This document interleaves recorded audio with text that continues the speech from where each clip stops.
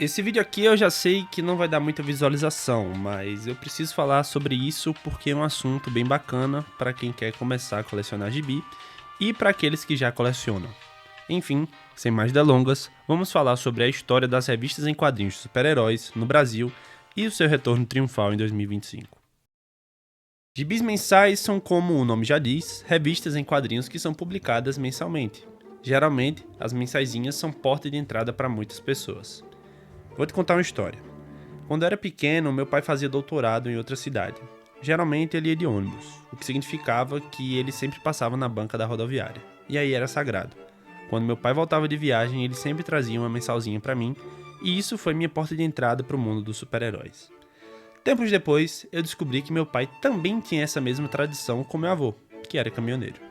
Depois que conheci a banca de revista, fiz amizade com o jornaleiro e toda semana meu pai ia fazer a feira e trazia a coleção de revistas para mim.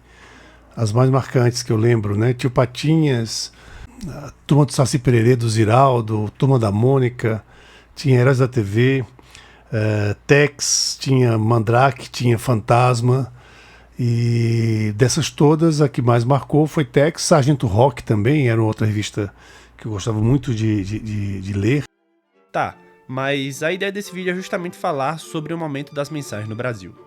Então vamos para uma linha de história básica. Revistinhas em quadrinhos no Brasil começaram a ser publicadas há quase 150 anos atrás. Nesse vídeo eu quero focar apenas nas revistinhas de super-herói, e esse é um tema que rende muito pano pra manga em um novo vídeo, sobre justamente os gibis sem ser de heróis. Enfim. A primeira revista mensal dedicada a um super-herói no Brasil foi publicada em 1947 em Superman número 1, que trazia Batman, Robin e Superman na capa. Porém, vale lembrar que já em 1939, os personagens fizeram suas primeiras participações na revista O Globo Juvenil, da editora O Globo. E posteriormente, em 1940, também saíram na revista Lobinho. Mas, como eu já disse, foi só em 1947 que tivemos a primeira revistinha mensal dedicada a um super-herói feita pela editora Ebal. Em 1950, a editora Abril adotou a publicação de revistinhas mensais no famoso formatinho, um formato mais compacto e barato. E já em 1951, o público leitor dos gibizinhos no país era mais de 2 milhões de leitores regulares. Só que vale lembrar, em 1950, o país tinha apenas 50 milhões de habitantes. Na década de 1960 se consolidou o mercado de revistas em quadrinhos no Brasil. Em 1961, o volume mensal de revistinhas era de mais de 15 milhões de exemplares, o que totalizava 180 milhões de revistas por ano. Nos anos seguintes, a média era de 20 milhões por mês, totalizando cerca de 240 milhões de exemplares por ano. Vale lembrar que aqui eu estou falando sobre todo tipo de revista em quadrinhos. E nessa época, majoritariamente, as revistas mais lidas eram as revistas da Disney, como Mickey, Pato Donald, Zé Carioca e, claro, Tio Patinhas. Nessa época, as revistas mensais de super-heróis somadas vendiam menos que a metade das vendas da revista do Mickey, por exemplo. Enquanto o Rato vendia 334 mil exemplares, Superman e Batman, que a essa altura também já tinha sua revista solo, Tarzan e Zorro vendiam cerca de 150 mil exemplares somadas.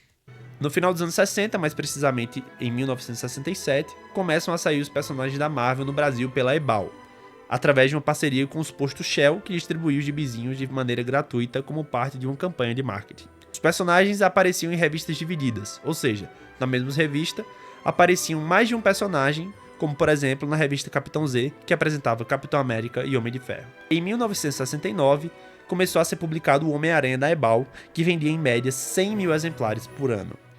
Em 1980, a Abril reuniu as licenças da maioria dos super-heróis da DC e da Marvel. Só que, para não passar batido, nesse mesmo período de tempo, tivemos outras editoras, como foi o caso da RGE e da Block, que também publicavam revistas de super-heróis, porém sem um sucesso tão grande como o da Abril. Com a Abril adquirindo a maioria dos direitos da DC e da Marvel, ela dominou o mercado nacional de quadrinhos de super-herói. No ano de 2000, a Abril abandonou o formatinho dos gibis, ou seja, tivemos o formatinho de 1950 até os anos 2000, que foi quando a Abril viveu uma fase de altos e baixos, com várias mudanças de formato e várias tentativas de inovar o mercado de gibi. Talvez ali tenha sido o ponto mais baixo da história dos gibizinhos no país, tá? Posteriormente, a Abril foi derrotada pela Panini, que substituiu ela com todos os seus direitos nos anos 2000. Segundo o levantamento realizado pelo Guia dos Quadrinhos, foram identificadas 215 revistas, 215 títulos de revistas em quadrinhos de super-herói publicados no Brasil de 1947 a 1997. E eu ainda cheguei a pegar a época da briga entre Abril e Panini, para saber quem publicava o que aqui no Brasil. O que aconteceu foi que a Panini comprou os direitos da Marvel no Brasil lá nos anos 2000. E por se tratar de uma empresa infinitamente maior que a Abril, né, afinal de contas, a Panini é uma empresa europeia e internacional, a Panini foi minando os contratos que a Abril tinha até conseguir, de fato, o, entre muitas aspas, monopólio dos gibis de super-herói no país. Beleza, dado todo esse contexto, qual que é o motivo de eu estar fazendo um vídeo para falar das mensagens no Brasil? Bom, acontece que agora em 2025, a Panini resetou o número das mensagens de super-herói mais uma vez. A justificativa que a Panini nos deu foi que esse reset de numeração se deu justamente pelo retorno do formato de mensal americana que a editora voltou a adotar agora. Agora as revistinhas voltam a possuir a famosa lombada canoa, que é essa lombadinha aí grampeada. Voltam a ter uma qualidade de papel mais barata e voltam a ter uma numeração começando pelo número 1. Eu reuni aqui as mensagens que estão de volta no número 1, eu li boa parte delas e vou falar para vocês o que eu achei até agora brevemente. O Espetacular Homem-Aranha. Essa daqui eu só li o número 1, mas eu já gostei. O Homem-Aranha é incumbido de uma missão pelo Dr. Destino e ganha poderes mágicos para cumprir essa missão. A missão em questão é derrotar os 7 filhos da entidade Sitorak. E vale lembrar que o Homem-Aranha morre. Ele literalmente morre nesse gibi. Mas ele ressuscita. Se você quiser entender o que acontece, valeu o gibi. É um gibi bem diferente do que a gente está acostumado do Homem-Aranha, mas eu achei bastante divertido. Wolverine. Wolverine atualmente está no número 4 e, sinceramente, eu não recomendo isso aqui pra ninguém. Sério, é muito ruim. Não poderia ser mais desinteressante. Claro que tem algumas revelações ainda pra serem feitas. O Wolverine tá nessa missão aí de ter um poder de outro mineral que rivaliza com o Adamantium.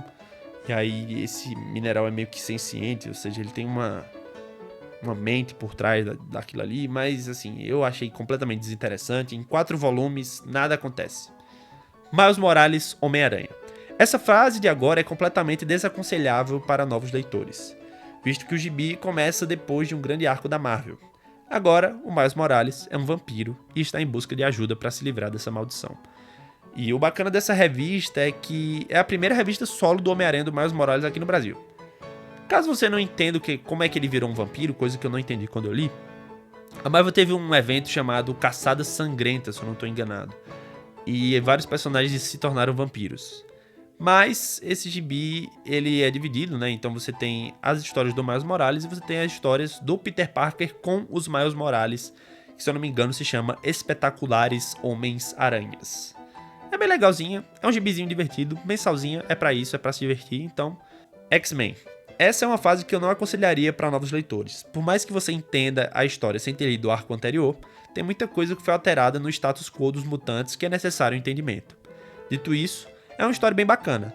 A gente tem a divisão dos X-Men em 3 grupos. Os fabulosos X-Men, liderados por Ciclope, os X-Men, que são liderados pela Vampira, e os excepcionais X-Men, que vão ganhar uma sua revista própria logo logo, que são liderados pela Emma Frost. Sem contar na X-Force, que está dividindo a mensal com o Wolverine.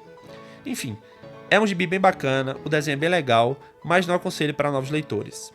Esse gibi ele é dividido entre Fabulosos X-Men, que é a equipe liderada pelo Ciclope, e na outra metade do gibi são os X-Men liderados pela Vampira. Beleza, saindo da Marvel, vamos para a DC Comics, que aqui se encontram as melhores mensagens do momento. Vamos lá. Primeiro, eu preciso falar que eu não li todas as mensagens da DC. Atualmente estão saindo a partir do número 1. Mulher Maravilha e Flash, que dividem a mesma revista. Superman, Batman, Liga da Justiça, Lanterna Verde, Batman e Superman os melhores do mundo, que é a revista que tem os dois como protagonistas, e as mensagens do universo absoluto, que vão ser conteúdos para outro vídeo. As revistas que eu já li e eu tô acompanhando são Superman, Batman e Liga da Justiça. Então vamos começar pelo Superman.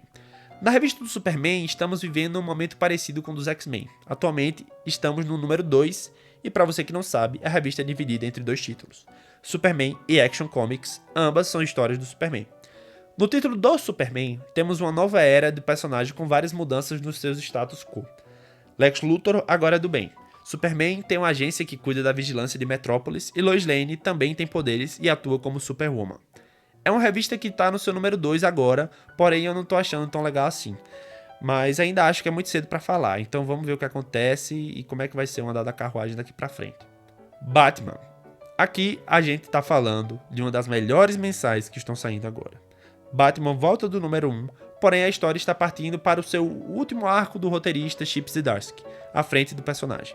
Zdarsky tem uma fase conturbada e permeada por muitos altos e baixos, então meu receio para ler isso aqui era muito grande. Mas acabou me agradando bastante nesse último arco que começa nessa primeira edição. Lembrando que esse é o último arco antes da mais nova fase do Batman escrita por Matt Fraction, que está saindo lá fora e está sendo um grande sucesso. Galera, esse gibi me deixou muito empolgado.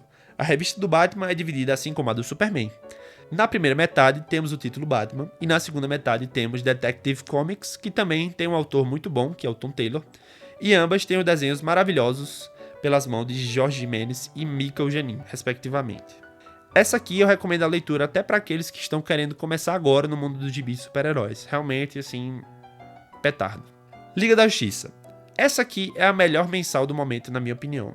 Liga da Justiça conta com a dupla criativa Mark Waid, roteirista lendário e autor de HQs como Reino da Manhã e Superman: O Legado das Estrelas, e várias outras fases sensacionais como o Demolidor e o Flash. Dan Mora, que é o desenhista que, por mais que tenha trabalhos mais recentes, ele nunca fez nenhum grandíssimo clássico, manda muito bem e é um dos meus desenhistas favoritos dessa nova era. Aqui temos a Liga da Justiça reformulada, com uma nova base de operações que orbita a Terra. Eu não citei antes, mas a DC atualmente está numa fase intitulada Sem Limites, e o título da Liga da Justiça é justamente Liga da Justiça Sem Limites. Então, para quem já viu o desenho de mesmo nome, aquela animação maravilhosa, aqui você vai ter exatamente a ideia dos desenhos nas HQs. É simplesmente lindo e melhor ainda, você pode começar a ler agora sem nenhum problema. Se você quiser saber mais sobre a minha opinião sobre os quadrinhos citados, considere seguir o Entre Tiras no Instagram, que eu sempre posto minhas aquisições e faço resenhas das minhas leituras por lá. O link para compra de todos esses quadrinhos está na descrição e comprando por ele você ajuda o canal sem gastar nada a mais para isso. Esse foi o vídeo de hoje, espero que vocês tenham gostado e valeu!